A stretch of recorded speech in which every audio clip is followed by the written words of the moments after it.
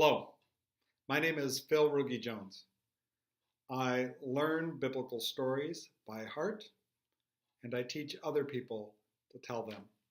This is a beginner's series. We'll have 4 different videos walking through a passage of scripture that comes up at the end of May. And it's one of 2 choices. I chose the shorter one, and this is a beautiful text to begin to learn how to storytell with. I began this out of conviction that in some way this is the way people in the early church experienced the story of Jesus.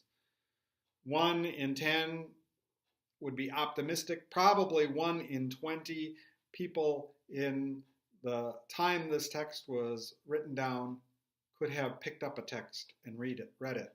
And so they heard it as a passage performed by somebody who had learned it by heart. This passage, which is 8 verses long, is a lovely length to begin with. What I usually do is I lay out the text, the passage, to see the patterns that are in it, the flow of it. I think about the major episodes that happens. First, this big thing happens, then this big thing, and the next. You can see in an attachment below this on the Facebook page the passage as I have laid it out with some marking of repetition that appears in it. What I'm going to do in this 4 weeks on this passage is begin at the end. And so that when you finish your telling this, the marvelous moment of transformation is well internalized and you're ready to share that with the congregation as the strongest part of your telling. The most important thing is to keep going back and back and back to the passage you're learning.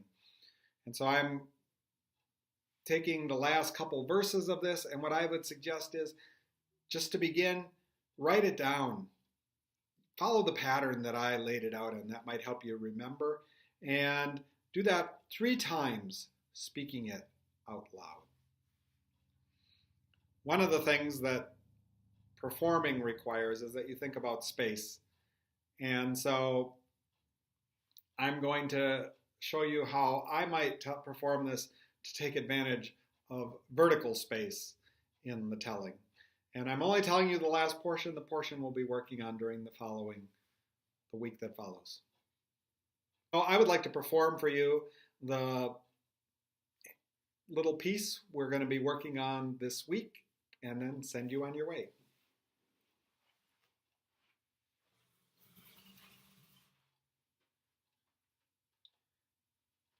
And Jesus said to the man,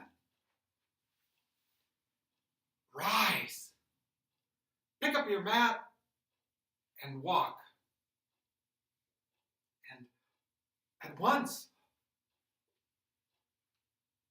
the man was made well, and he picked up his mat, and he began to walk. Now that day was a Sabbath.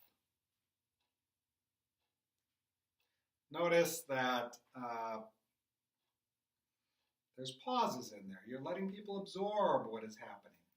And although Jesus bends down, I become the man who's healed as he is made well.